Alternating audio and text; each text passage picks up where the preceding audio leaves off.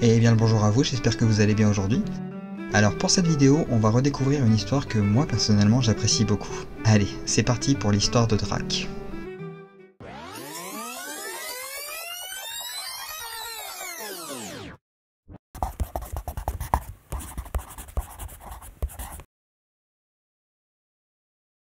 C'est vers une étrange créature que nous nous tournons.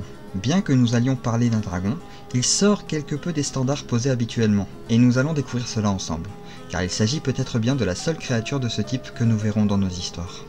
Tout d'abord, il n'a rien à voir avec le dragon que nous avons pu voir en Moselle, loin de là même. La créature que l'on nomme Drac était connue pour être paisible en réalité. Un dragon vert dont le quotidien n'était rempli que de siestes et de festins pour le moins singuliers. Car son régime alimentaire n'était pas fait de viande comme la plupart de ses congénères, non. Il ne mangeait que des herbes aromatiques, ce qui semblait parfaitement lui convenir, et n'en fit pas une grande menace pour les habitants des environs lorsqu'ils découvrirent sa présence.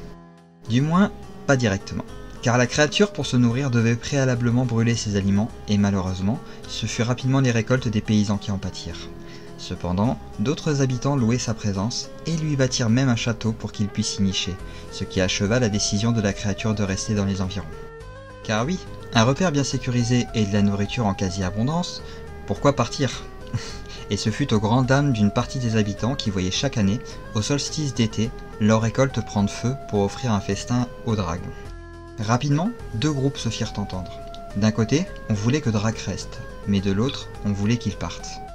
Car si la présence de la créature mettait à mal les récoltes, elle protégeait également les bétails en repoussant naturellement les prédateurs du coin.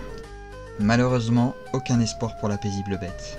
Des habitants finirent par organiser des battues afin de la capturer, et ce ne fut pas si dur de l'attraper au final. Une fois fait, on l'emprisonna dans les halles, d'où la créature ne pourrait plus jamais ressortir. Cependant, une petite lueur d'espoir perdura, car des années après, on pouvait croiser des orphelins du château de Castellas qui, ayant pris connaissance de l'histoire, venaient apporter des bouquets de plantes à la créature. On ne sait pas si elle a fini par en sortir ou en demeura prisonnière. Le château tomba lentement en ruine et le nom de Drac ne perdurera que dans le folklore local où on peut encore l'entendre. Mais plus jamais dans la légende, la région ne connut l'arrivée d'un autre dragon comme lui, car c'est ainsi que s'achève ce conte.